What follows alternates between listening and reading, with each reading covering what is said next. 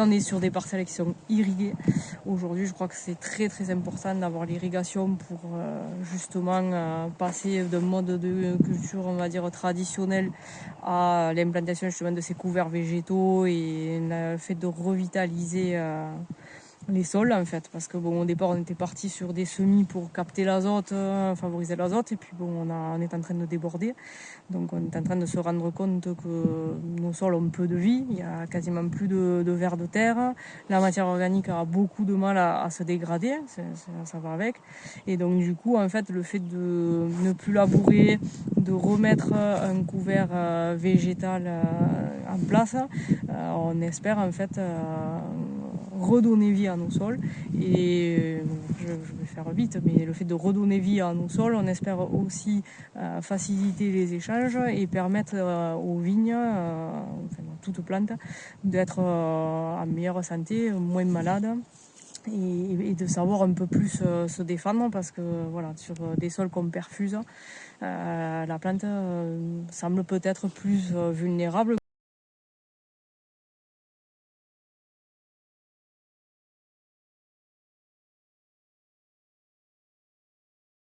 On est en train de créer un GI2E pour justement mettre en place des expériences et qu'il y ait des traces, voilà, que ce soit après accessible à un plus grand nombre. Mais aujourd'hui, voilà, on sème aussi pour vraiment avoir d'autres méthodes de culture. Et dans le groupe du GI2E, on n'est pas tous en bio, on est 50-50. Il y a la moitié qui sont conventionnels, la moitié qui sont en bio. Et donc dans l'idée, c'est d'arriver à mettre en place un système transitoire qui soit adapté à un peu tout le monde. Voilà, pas faire cloisonner bio et les autres.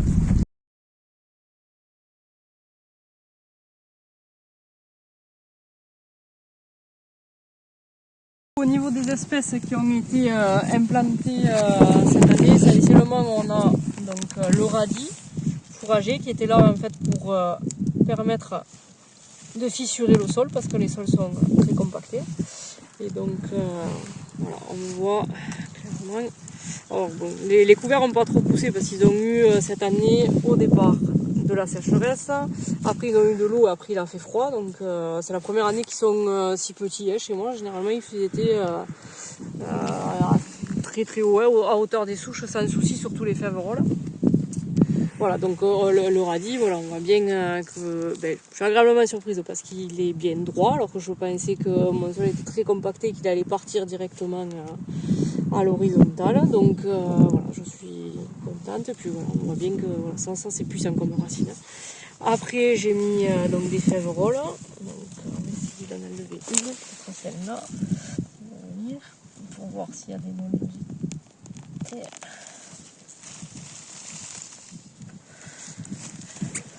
Voilà, donc on en voit. Voilà, donc on en voit là. Alors elles sont pas très rouges. Donc voilà, ça fonctionne pas encore très bien, mais bon, voilà, c'est les débuts.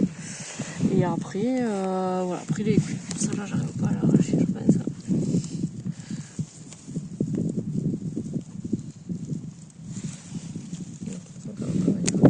Voilà, et donc du coup, donc les deux rangs ont été semés par le même semoir et avec les mêmes graines.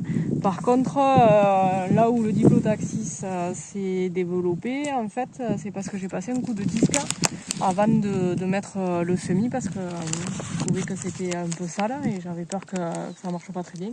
Et en fait, cette année, ça a fait lever le Diplotaxis qui, normalement, lui, se réveille qu'au mois de janvier. Sauf que cette année, il a commencé à pousser déjà au mois de décembre, voire je crois que même novembre. Voilà, donc souvent, voilà, quand on laboure, quand on bouge les sols, bon, mais voilà, on a du Diplotaxis.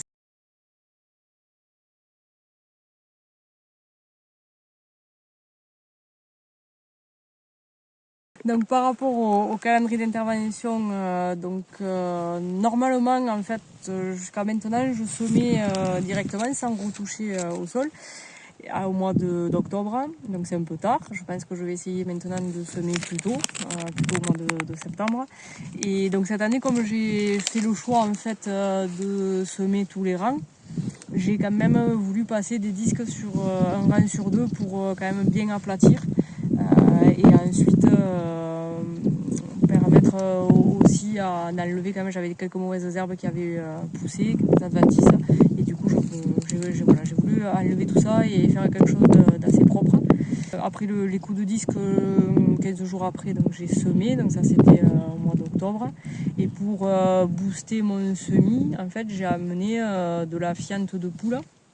Donc ça c'est vrai qu'au début il n'y avait pas le semis, donc il n'avait pas encore poussé, mais bon, ça pour moi c'était la première année et j'ai vu des résultats et je trouve que ça fait à la surface, on voit quand même qu'il se passe quelque chose, donc je trouve ça très intéressant. Et puis bon, c'est pas très cher et ça, surtout nous en bio, ça amène beaucoup d'azote, donc un truc à mon avis très intéressant.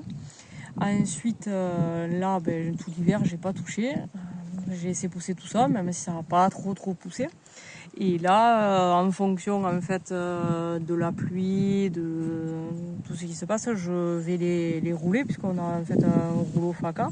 Donc en fait tout le matériel est en CUMA, parce que c'est quand même du matériel qui coûte cher, qu'on n'utilise pas toute l'année. Donc c'est quand même intéressant aussi de se regrouper pour l'acheter. Et donc du coup on a un rouleau FACA qui nous permet en fait d'écraser notre couvert. En fait il sectionne les tiges et comme ça crée un paillage. Donc au niveau du travail sur le rang, donc on possède plusieurs intercepts en fait.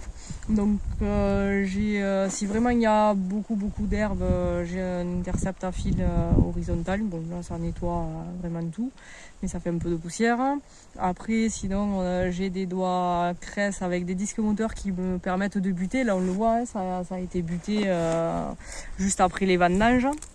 Ensuite on a rentré un écocep, donc on va essayer là cette année, à partir du mois d'avril, je pense, mars-avril.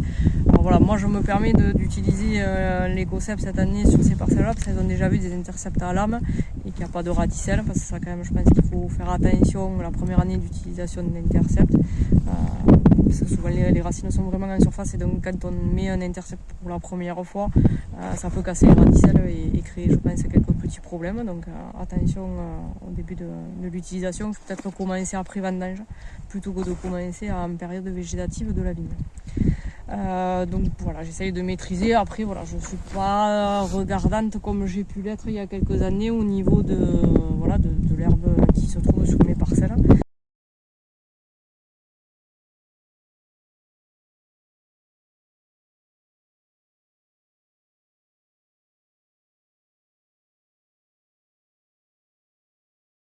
Ce que je vais mettre en place, donc je vais essayer de m'appuyer sur la méthode Merci, c'est-à-dire de prendre 1 mètre carré de sol et de répertorier toutes les espèces qui sont présentes. Par rapport à ça, je vais regarder, parce qu'il y a des écrits sur les plantes bio-indicatrices, donc je vais regarder un petit peu par rapport à mes sols ce que ça dit. Et comme ça, je vais pouvoir commander en fait mes graines pour mes semis directs, pour aller dans un sens ou dans l'autre en fait, pour implanter mon couvert adapté en fait à mes parcelles, et pour ensuite avoir de meilleurs résultats encore que ce qu'on a aujourd'hui.